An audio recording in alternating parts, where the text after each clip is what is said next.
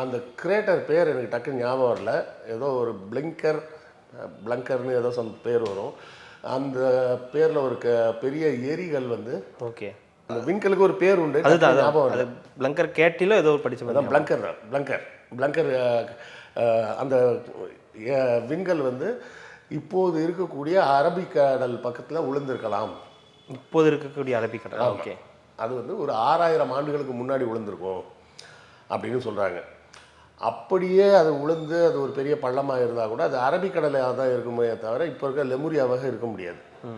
இது ஒரு புறம். இந்த விஞ்ஞான இதுக்குள்ளே போகிறதுக்கு முன்னாடி இன்னொரு இடத்துக்கு போவோம்.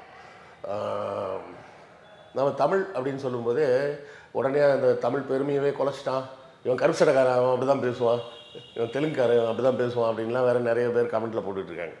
முதல்ல ஒரு விஷயம் புரிஞ்சுங்க, தமிழின் பெருமை அதன் செழுமையில் இருக்குது.